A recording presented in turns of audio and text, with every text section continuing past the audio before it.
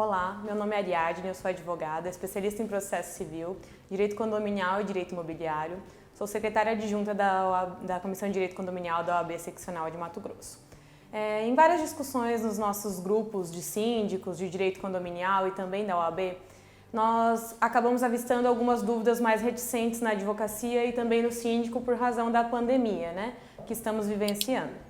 E diante desses pontos, separei alguns temas que julgo um pouco importantes e bastante discutíveis no momento, As opiniões são bem vastas e diversas por conta da falta de legislação, da excepcionalidade do momento, e a gente decidiu por discutir esses temas para tentar trazer um pouco mais de segurança jurídica para você, síndico, e também para os colegas advogados.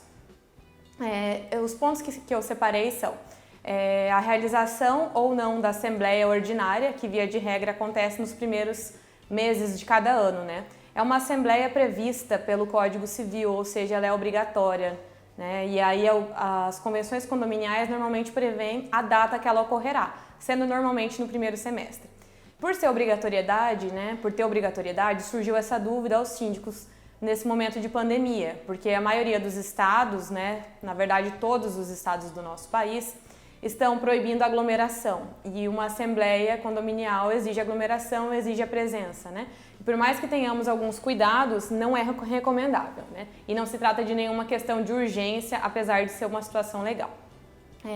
Essas assembleias, elas tratam via de regra sobre eleição, prestação de contas, e por conta dessa necessidade, os síndicos acabaram num limbo jurídico, Não realizar essa assembleia, descumprir a legislação e a convenção, realizar e colocar os condôminos em risco, ou realizar uma assembleia virtual ainda sem previsão legal.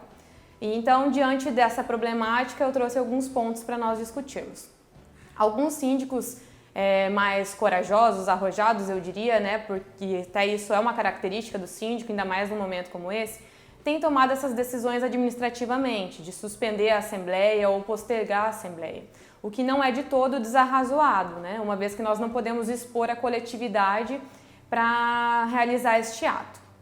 Todavia, como nós não temos nenhum amparo legal para fazer esse adiamento administrativamente, ele impõe alguns riscos aos síndicos, E ainda mais porque nós não conhecemos ainda o entendimento do Poder Judiciário neste sentido. Então, o mais aconselhável nesse momento é a judicialização, solicitando a postergação, a suspensão desse ato assemblear. E o Judiciário já vem respondendo favoravelmente, concedendo, essa interrupção, essa suspensão, postergando por 30, 60, 90 dias, por prazo indeterminado, enquanto durar a pandemia. São várias as decisões nesse sentido. E esse processo é um procedimento simples porque ele é de jurisdição voluntária.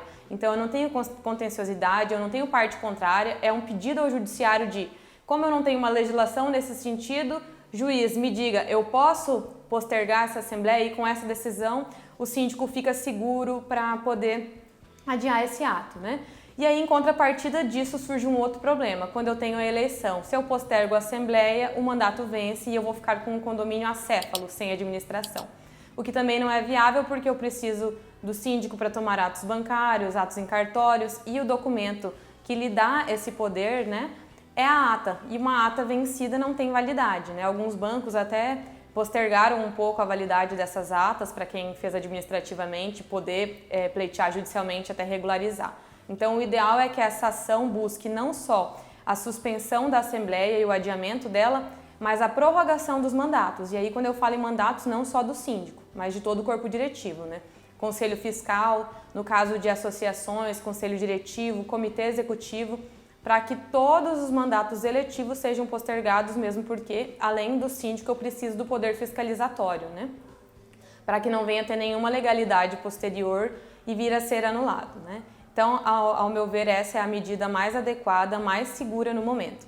Alguns outros profissionais, e síndicos têm preferido utilizar da assembleia virtual, que aí a gente entra num outro tema bastante polêmico, é algo que já vem sendo discutido há muito tempo, não temos nenhuma legislação específica que preveja esse tipo de assembleia.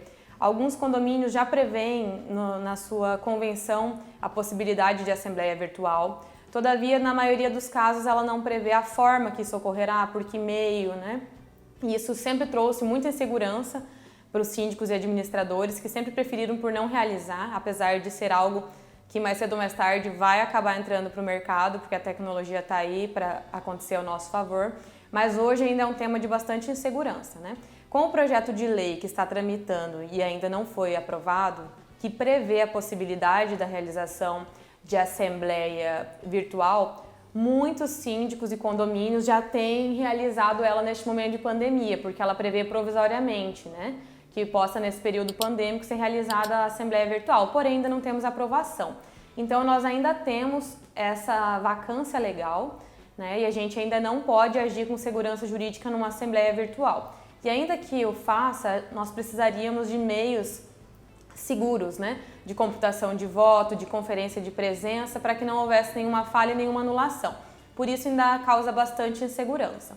E ainda com relação à assembleia virtual, elas são orientadas para casos de extrema urgência, não é para qualquer simples assembleia, de aquisição, coisas menos urgentes. Então, a gente teria essas 3 saídas, no que condiz a postergação de mandato, assembleia virtual e realização ou não de assembleia, que é a realização do ato administrativamente, judicialmente ou a realização de uma assembleia virtual. Ao nosso ver, o que seria mais viável nesse momento seria a judicialização para conseguir dar maior guarida e segurança jurídica ao síndico e aos condôminos, evitando maiores prejuízos. Bom, espero ter esclarecido as dúvidas de vocês e dado alguma contribuição. O meu muito obrigado e até a próxima.